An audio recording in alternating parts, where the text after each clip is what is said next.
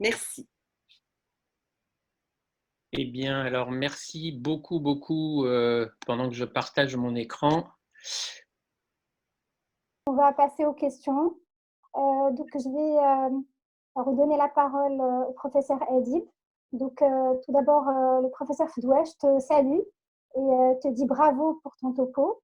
Alors, elle te fait remarquer que si moins 15% de lits de réanimation sont occupés, est-ce qu'à ton avis, c'est lié au protocole systématique de traitement chez nous, donc chloroquine, azithromycine?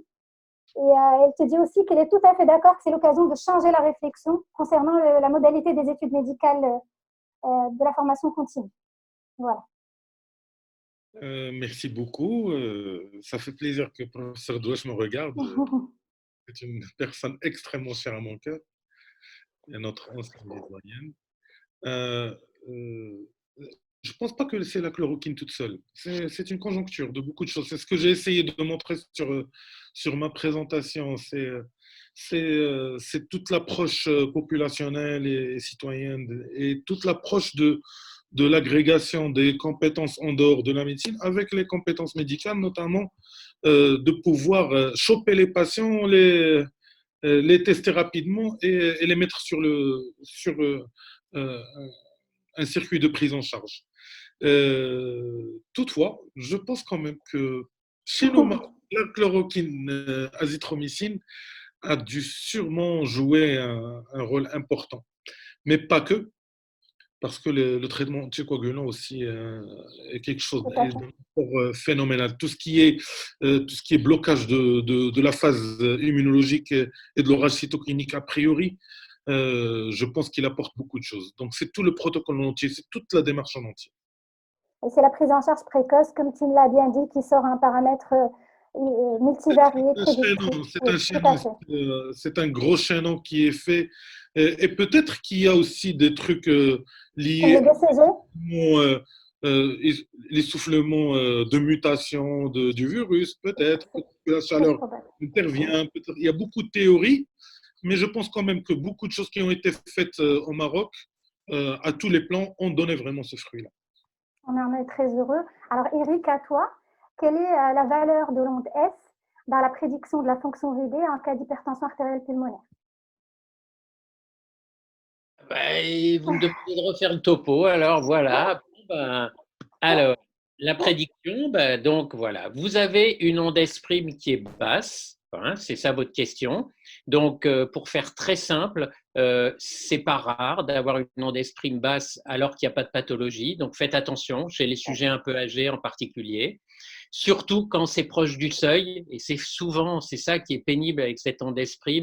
Vous êtes super content parce que vous avez 10,5, vous êtes effondré parce que vous avez 9,5, ça colle pas. Et surtout, donc, en dehors de ça, eh ben, vous allez regarder, tiens, j'ai S' qui est bas et j'ai des pressions de remplissage qui sont élevées à gauche. Hein. J'ai un flux mitral restrictif, j'ai ce que vous voulez, eh ben, ok, S' est bas parce qu'il y a une dysfonction VD liée à une post-charge élevée. Charge élevée, tout à fait.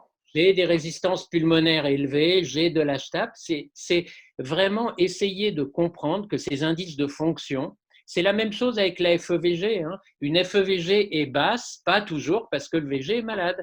Et si vous faites une grosse poussée tensionnelle parce que vous êtes un gros stressé pendant une échographie, ça nous est tous arrivé de voir des ventricules qui s'altèrent parce que la post-charge augmente et le VG tout d'un coup, la fonction contractile est moins bonne. Mais bien sûr, le steak, lui, il n'a pas changé en 5 minutes.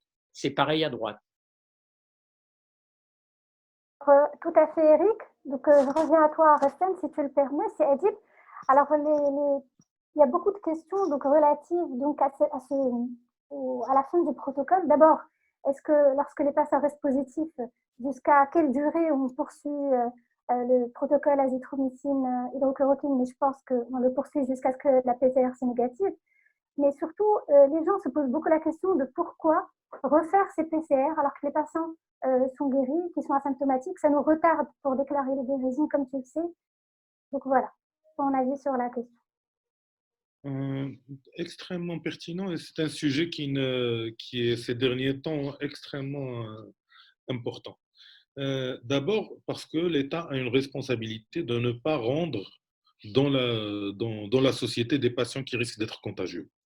Et donc, les mesures qui ont été prises par le protocole marocain, ils sont extrêmement drastiques.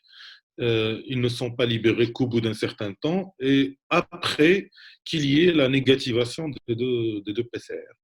Sauf que on est en train de voir des PCR qui restent positifs bien après, jusqu'à J15, jusqu'à 3 semaines. Il y en a même des Tout gens à fait. qui un peu plus tard. Ça expose à la prolongation de la durée de traitement et à la toxicité. Et donc actuellement, c'est J9, J10. Si c'est négatif, les deux négatifs, c'est bon. On arrête. Si c'est pas négatif, on prolonge le traitement de 5 jours et on refait le prélèvement. Mais au-delà de 15 jours, on ne prolonge pas le traitement. Il y a même dans le protocole qui disent de prolonger jusqu'à 20 jours. La problématique ici, c'est que c'est basé sur des PCR, c'est-à-dire une détection de l'ARN viral. Alors qu'on sait maintenant, beaucoup plus de data nous donne que la positivation de l'ARN, c'est beaucoup plus lié à des résidus de virus morts, donc de l'ARN de virus mort, ou bien de l'ARN de virus inactif, ou bien en quantité extrêmement faible qui ne permet pas la contagion. D'ailleurs, même les dernières études d'avant-hier et d'hier, notamment en Corée du Sud et en Chine, qui stipulent que cette notion de réinfection n'existe pas finalement, c'est ce résidu qui est détecté à la PCR. Si on faisait par contre des charges virales, et c'est ça les études qui vont arriver, qui vont nous prouver, c'est le fait d'étudier la présence de charges virales après. L'exemple type, c'est l'étude justement de Marseille, qui a montré que ça baissait très très très rapidement. Au-delà de J6, il n'y a plus de virus. Et même chez nous, en réanimation, les malades qui arrivent chez nous, c'est généralement un intervalle libre qui est prolongé. Ils ont dépassé la phase virale. Et c'est ce qui les tue, c'est la réaction immunitaire, c'est pas le virus en lui. Parfait. Merci beaucoup. Vous J'ai m'entendez? une question, moi, à transmettre pour Eric, si je peux Bien me sûr. permettre. Vas-y. Euh, alors, il y a un salut de mon ami et mon collègue, professeur Chimzaoui, qui n'est pas arrivé à avoir la main pour poser une question et D'accord. qui revenait dans mon topo que j'ai occulté personnellement, c'est le TAPS. C'est le TAPS par rapport à quelle est la place du TAPS dans la gestion de la PIP chez les patients en SDRA, notamment quand on veut en limitant l'augmentation de la PEP et son retentissement sur le corps. On l'a noté, nous, quand il y a un SDRA sévère et on va mettre des PEP élevés pour pouvoir recruter le poumon, le VD, il va claquer, et le VG dans un second temps, et ça crée de la vasoconstriction hypoxique pulmonaire qui s'aggrave. Et notamment Jawad, dans sa présentation, il a parlé de la place du TAPS dans la titration de la PEP. Je ne sais pas si c'est clair.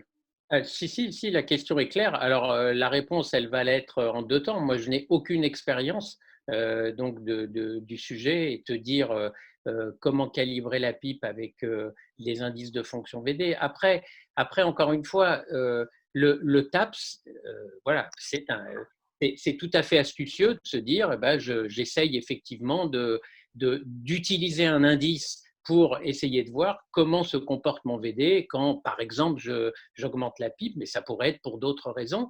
Mais j'insiste beaucoup sur le fait attention à l'approche monoparamétrique.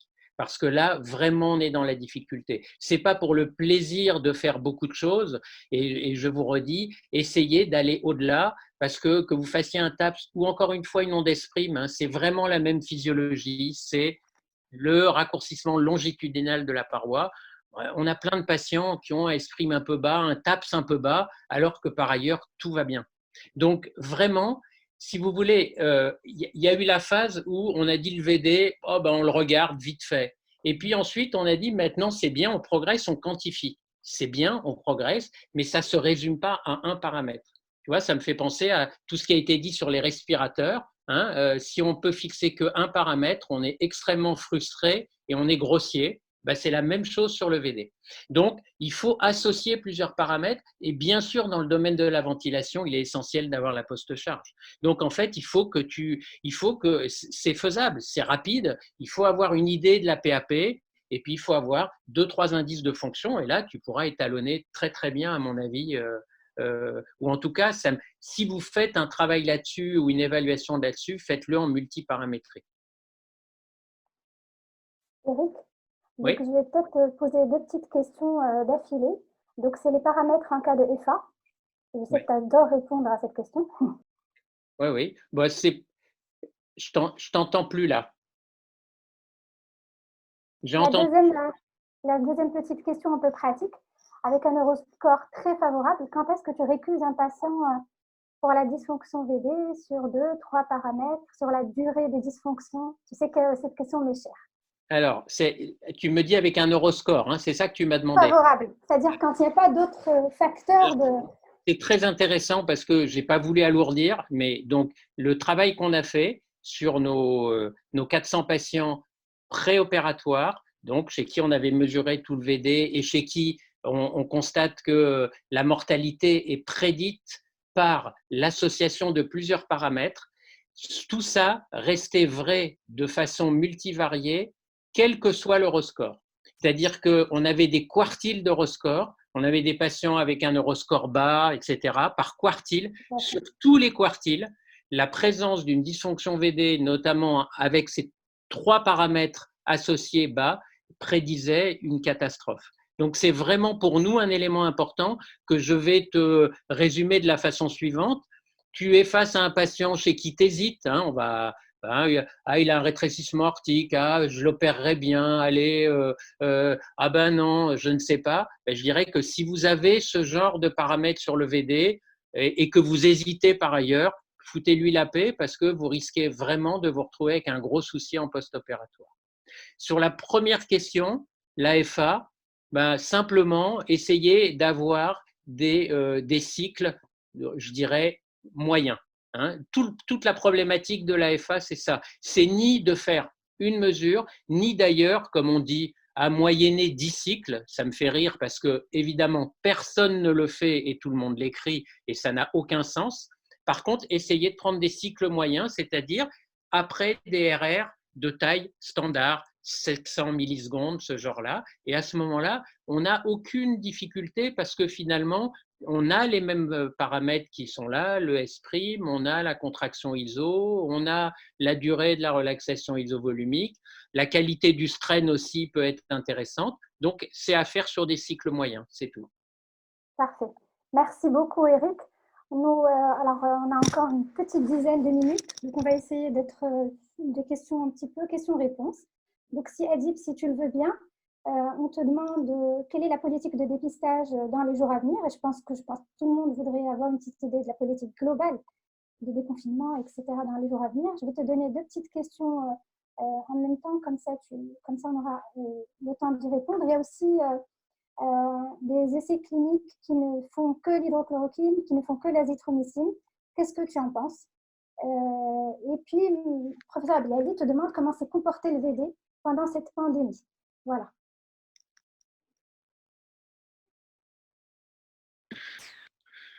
C'est des questions difficiles. Au fait, pour le dépistage qui va nous attendre, maintenant, il faudra tester un maximum de personnes tout de suite. Le meilleur test diagnostique, c'est la PCR. C'est ce qui est en train de se faire. Quand on va aller sur le déconfinement, il faudra trouver des moyens plus rapides avec un dépistage de masse, notamment les dépistages antigéniques, voire dans un second temps les dépistages anticorps pour voir, comme le test de la grossesse, est-ce qu'il y a les IgG, est-ce qu'il y a les IgM, est-ce que cette personne est immunisée ou pas. Alors, il y a des contraintes par rapport à ça, c'est la disponibilité sur le marché mondial. Deuxièmement, est-ce que ces tests-là, s'ils sont disponibles, vont être facilement faisables, vont être validés, vont être adaptés? Donc, il y a toute une démarche que l'État est en train de faire pour pouvoir offrir des tests les plus appropriés. À mon sens, la meilleure des choses qui pourrait arriver, c'est qu'on pourrait être autonome au niveau du Maroc pour la production de tests PCR, parce que c'est le truc le plus solide, le plus facile et assez accessible, même si c'est des durées qui sont limites, mais ça permettra d'assurer un déconfinement de grande qualité. La PCR en elle-même, elle fait l'affaire. On verra pour le reste. Ça, c'est pour la première question.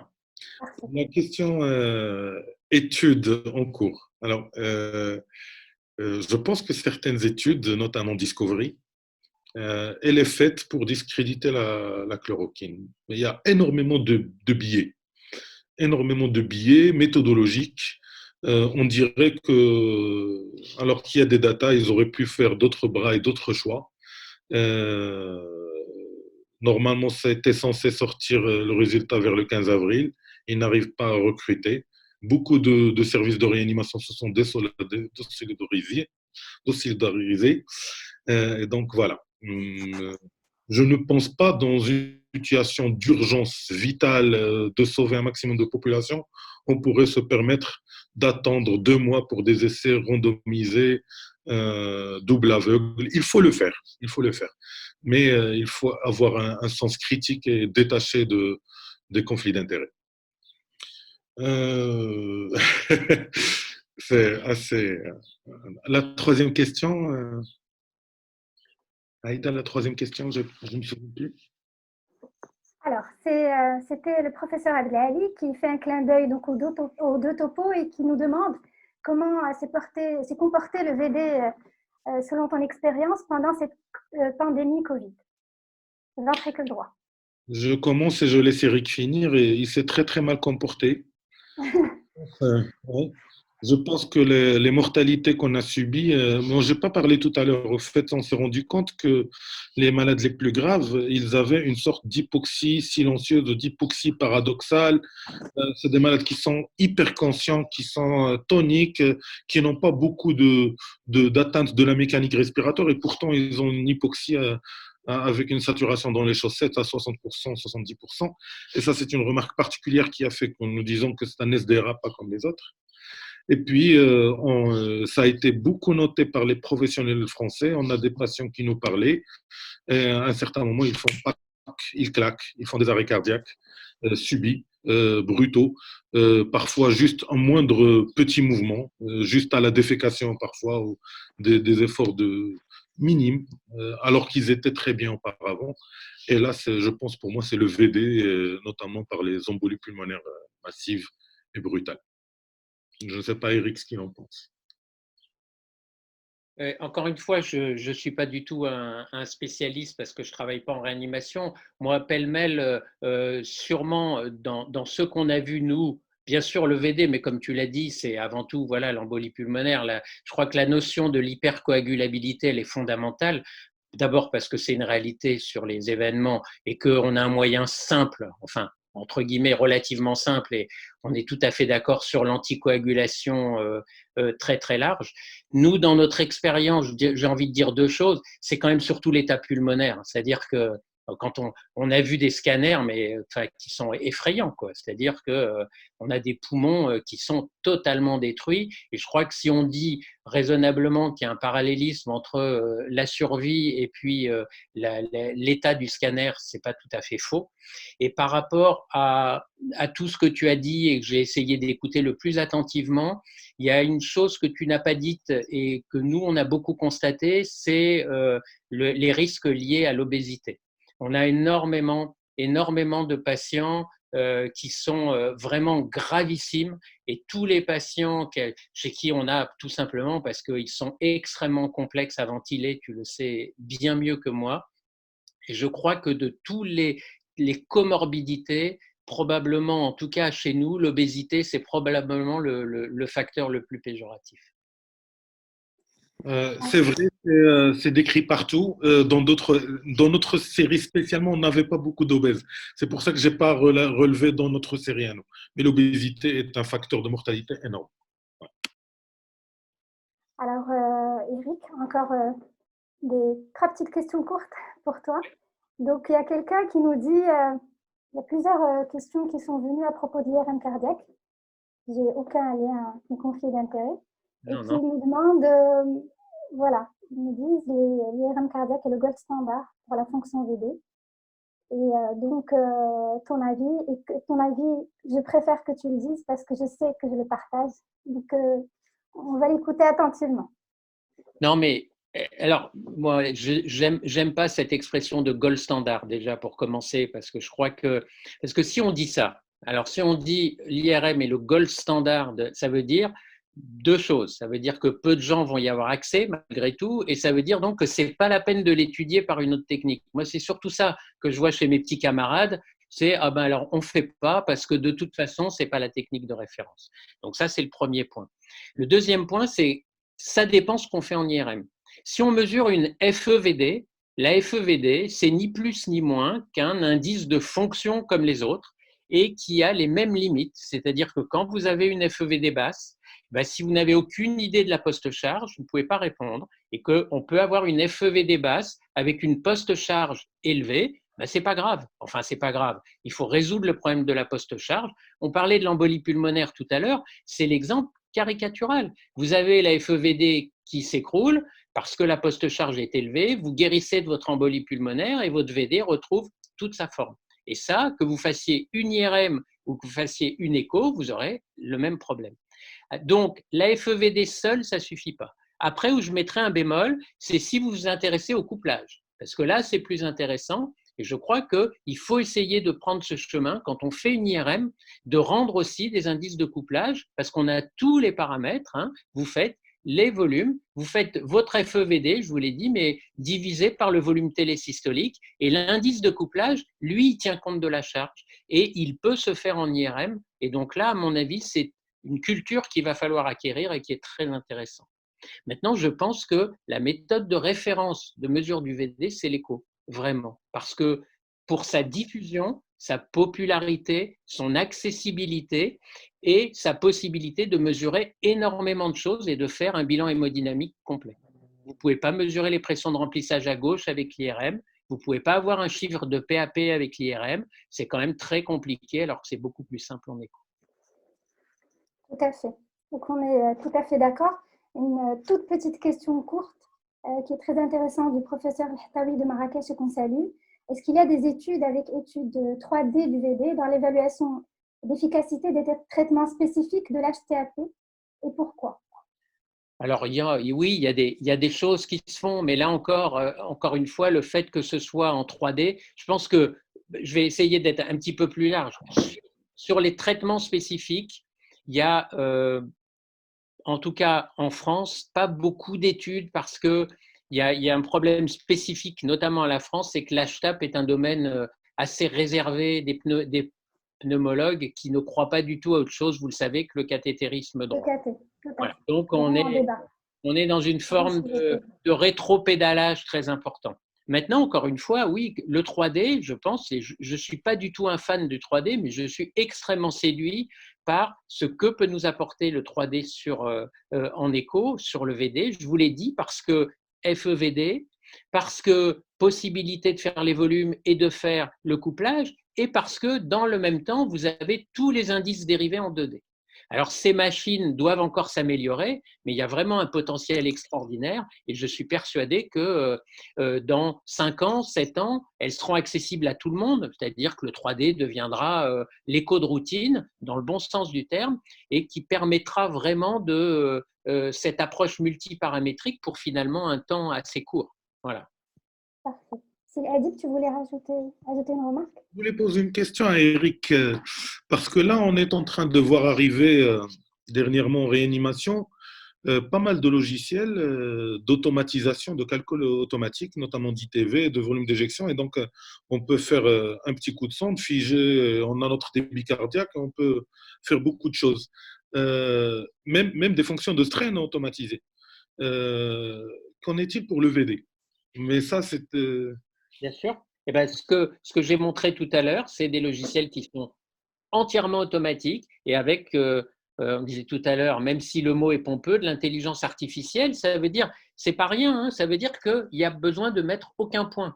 C'est-à-dire que la machine reconnaît, ça a l'air simple, mais c'est très compliqué. Elle sait où est le VD, elle sait dans quelle position il est, elle va aller le traquer tout seul et elle va vous donner un résultat automatique. Mais j'adore ta question parce qu'il faut que la mise au point soit claire. On a tout automatique partout maintenant. En IRM, on a des logiciels qui font tout le boulot. En écho, on a des logiciels qui font tout le boulot. Votre travail à vous, c'est de ne jamais les croire. Il faut absolument regarder les tracés, les valider, les modifier et à cette condition et seulement à cette condition, vous aurez un travail utile. Et je suis très inquiet de l'inverse, c'est-à-dire, comme tu dis, j'ai un truc auto, j'appuie et je rends le résultat parce que ça va très vite et que c'est, hélas, dans un nombre de cas non nul, pas assez fiable. Il faut la main de l'homme là-dedans. Je pense que tu m'accorderas qu'en IRM, c'est la même chose. Et si on fait la FEVD automatique sans replacer certains contours, on peut arriver à des catastrophes. C'est ce qu'on est en train de vivre actuellement avec le Covid et le non-Covid. On a beaucoup de malades qui atterrissent au scanner, qui sont étiquetés Covid, alors qu'on ne leur a même pas posé la question qu'est-ce qui vous fait mal, et on n'a pas examiné. Et on va sur une obligation par le Covid. Ils ont un autre diagnostic. Si on le trouve par un petit interrogatoire et de la clinique, on pourrait leur sauver la vie. Absolument. Merci beaucoup à tous les deux. On n'a pas envie d'arrêter de vous écouter, mais il faut bien s'arrêter. Moi, Donc nous arrivons. je n'ai pas envie d'arrêter de vous regarder parce que je vous vois là, hein, vraiment. Hein. C'est vraiment un plaisir que vous ayez répondu à notre invitation. Ça nous a vraiment touchés. On a été ravis. Et donc, nous arrivons à la fin de cette e-conférence. Je remercie encore une fois les laboratoires Technimed ainsi que nos deux brillants orateurs. Merci à vous de nous avoir donc suivis, d'avoir été très nombreux à participer avec nous à cette session.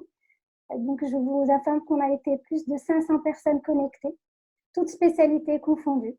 Je réponds à une dernière question. On me demande si le webinaire a été enregistré. Oui, et il vous sera diffusé donc au plus vite. Je remercie vivement également les collègues africains et maghrébins qui ont tous répondu à l'appel et nous ont honorés par leur participation. Et je passe la parole à Madame la Présidente de la Société marocaine de cardiologie pour le mot de la fin. À très bientôt.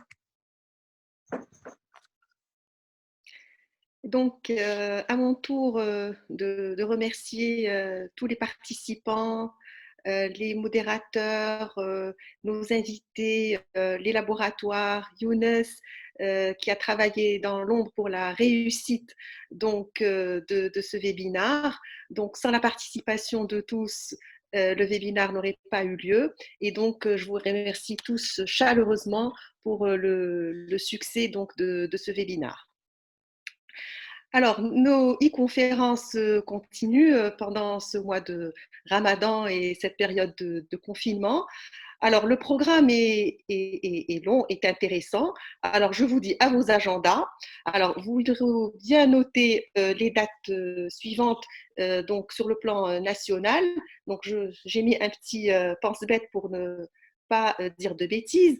Donc, notre prochaine réunion aura lieu le vendredi 8 mai à 16 h.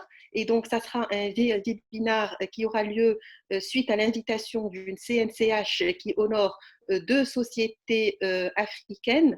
La société sénégalaise de cardiologie qui sera représentée par son président, le professeur Abdoul Khan, et la Société marocaine de cardiologie qui sera représentée par son vaste président, le professeur Ahmed Bennis. Donc, c'est le 8 mai à 16 h. Donc, inscrivez-vous, les inscriptions sont ouvertes et soyez nombreux pour écouter ce webinaire. Alors, le week-end est très prometteur. Donc, nous avons deux rendez-vous le samedi et le dimanche, deux webinaires qui sont organisés par nos amis de l'AMCAR. Donc, le samedi 9 mai à 14 h, où sera traitée la thématique de l'hypertension artérielle pulmonaire. Et le 10 mai à 14 h, une session spéciale échocardiographie. Tu vois, Eric, tu vas revenir, tu vas nous revoir, on va partager de nouveau avec toi et on est très content de te retrouver. Donc, tu seras avec le trio gagnant, Marie-Christine Malhergue et Damien Motti, qu'on retrouvera avec beaucoup de plaisir tous ensemble. Donc, ça sera le dimanche à 14 heures. Alors, pour ce qui est de la semaine suivante, donc n'oubliez pas les rendez-vous de la Société marocaine de cardiologie, tous les mardis à 16h30, donc sur la thématique des anticoagulants oraux directs. Et on aura le plaisir d'accueillir avec nous le professeur Jean-Claude Deharo, bien sûr à côté de nos éminents orateurs nationaux. Et enfin, donc pour clôturer la semaine, le mercredi 13 mai, vous aurez donc un rendez-vous avec l'association des cardio privés de Rabat pour une session de cas cliniques le mercredi à 16h30. Donc, j'ai fait un petit peu une revue de la semaine, donc de mardi à mercredi. Bien évidemment, les webinaires continuent et on vous annoncera donc les thématiques et les rendez-vous tout au long des différents webinaires. Donc, sur ce, je vous souhaite un délicieux ftor. Je vous dis donc à très bientôt. Et donc, notre prochain rendez-vous vendredi avec notre ami Ahmed Bennis. Au revoir.